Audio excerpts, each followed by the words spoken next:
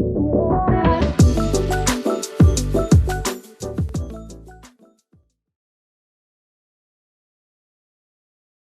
everyone, welcome back to my channel, Sugar Mama TV. I am financial planner, Canna Campbell.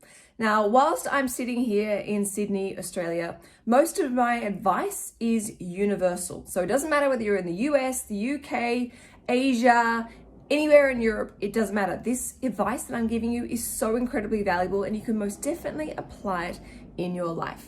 Also, a quick reminder to make sure you're following me on Instagram at SUGARMAMMA'S because I also create video content through my IGTV videos that you don't necessarily see on YouTube. They're different content with different messages, different information, but of course it's always there to help you remain motivated and focused with your financial goals. Now, on that note of financial goals, that's what I want to talk about today. What are we going to achieve for 2021? What are our financial goals going to be so that we really strengthen and secure our financial well-being? Because in my opinion, life is too short to be stressed and worried about money. When we're stressed about money, it impacts our relationships, impacts our physical and mental health. It forces us into careers that we don't necessarily want or want to maybe take a break and change and do a course. And it impacts our sense of spirituality. I know myself, if I had more money in my life, I would definitely be able to give more time, money, and energy to charity. So let's all make a conscious effort for 2021 to strengthen our financial well-being for the better. Now, no matter what type of goal you set, you've got to make sure you're excited and engaged. I want you to be able to spring out of bed, realizing that you can do this, you've got this, and you're seeing progress already.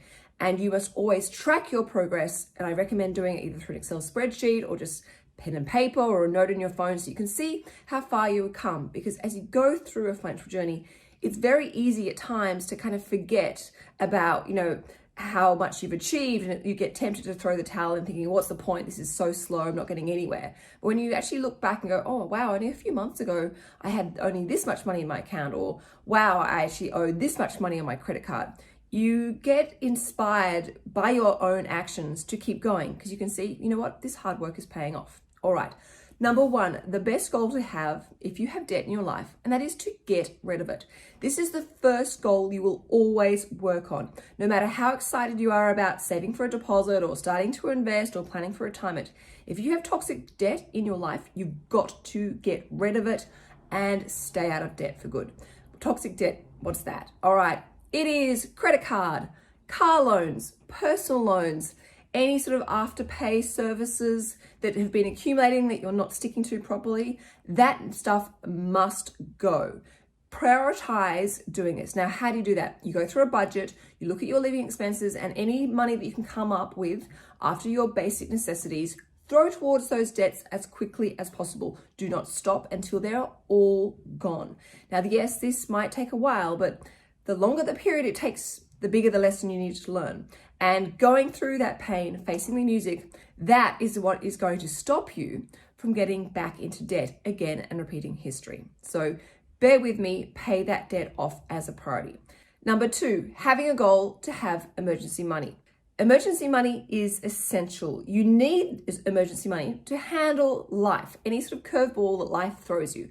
A dental bill, a medical bill, a change in job, something happening to a family member, having to lend some money to a friend, whatever it may be. Life, you're not invincible. I'm not invincible, you're not invincible, no one is invincible. We've got to have emergency money. Now, how much emergency money you need depends on your situation and the level of financial responsibilities that you have. If you have pets, if you have children, if you have financial commitments such as mortgage or rent, a certain amount of bills each month, you're going to need more emergency money than someone who is like 22, still living at home on their first job. So sit down and write out what sort of situation you could face in a worst case scenario and work out the financial cost of that. That is your emergency money. And you should always have your emergency money in a separate savings account away from your everyday spending account. And it always should be nicknamed my emergency money. Why? Well, because it's very easy to get distracted when temptation comes your way. If you have $10,000 in an account and you see a really nice pair of shoes for say like $400, you think, oh, it's fine, I've got $10,000 in my account, I can get those. No, that's your emergency money. When you see the words emergency money, I can't touch that money because that's those pair of shoes. no matter what situation you're in, are not an emergency. So make sure once you're debt free, all that money you're using to pay off that debt, you can now direct. You're like a traffic control director. You can now direct into your emergency savings account and watch it build. Don't stop until you reach your emergency number. Financial goal number 3, and actually this probably should be number 1, sorry guys, but that is to have a budget. You must have a budget. You must know exactly what your living expenses are, where your money goes, so you can actually make changes, save money, make better purchases because you're actually buying what you love, value, use, and appreciate. So to do a budget, you can grab a piece of paper and a pen, just write down all your living expenses, cross-reference against your credit card statements and your bank statements. Alternatively, if you want to cheat, and I'm all for a healthy cheat when it comes to being efficient with your money, you can subscribe to our newsletter called The Sugar Hit, which comes out every Friday afternoon with all of our content so you can catch up. And there is a free budget template.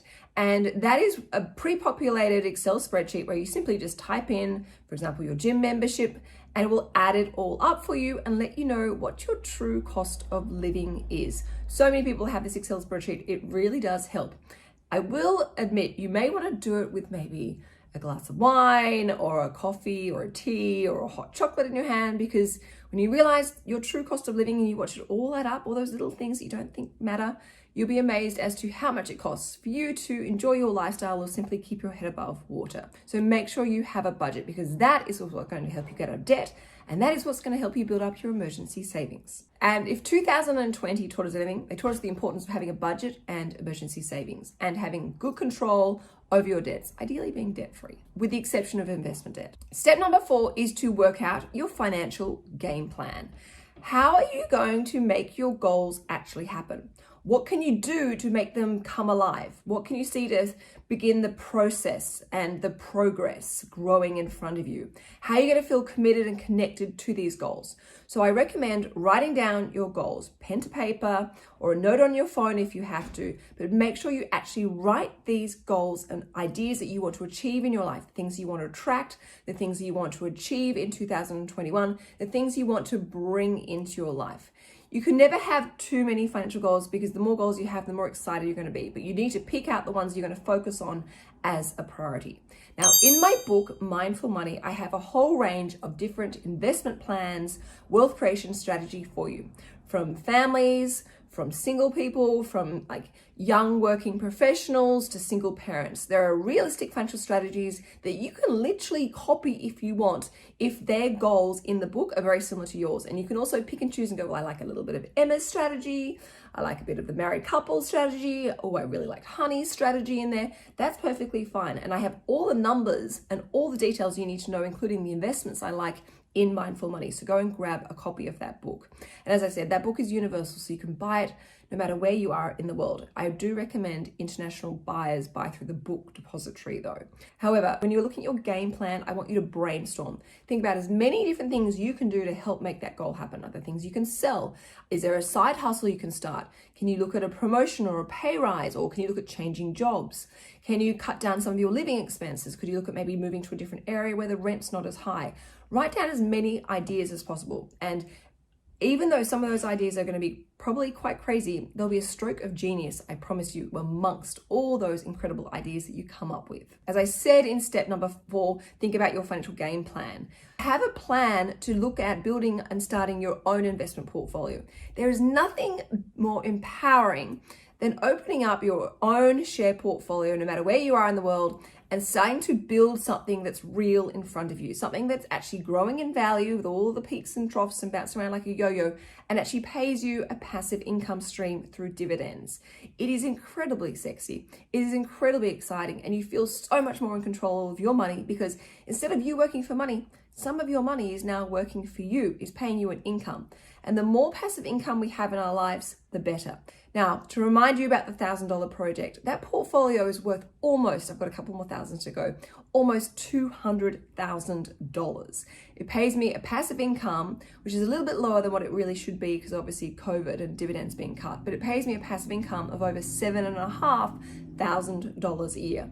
There is a $50,000 margin loan attached to this portfolio, so the net value is actually just under $150,000. But that loan is investment debt, so it's not toxic, it's healthy debt, and I have complete control over that, and it's at a very low, conservative level and very easily managed. So what my point is here is I've built that investment portfolio $1,000 at a time. Not a single dollar has come from my savings, not a single dollar has come from my salary.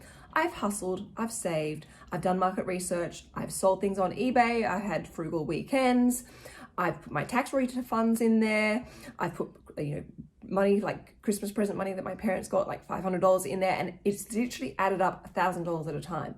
So once you clear that debt in your life, once you build up your emergency savings, when you think about all those financial goals that you want to achieve and you've done your budget and you're thinking about your financial game plan, please make sure that you have one of your financial goals includes starting to build an investment portfolio, whether it be shares, whether it be property, whatever it be. Just start building something for yourself, because 2020 has taught us a lot of lessons, and we've hopefully all had a lot of insightful personal growth where we know we need to be a lot better with our financial well-being and take it seriously, because actually it's really not that hard.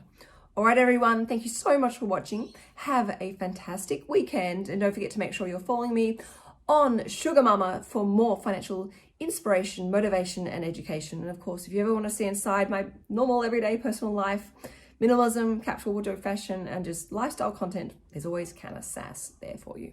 All right, everyone, thanks for watching. Ciao for now.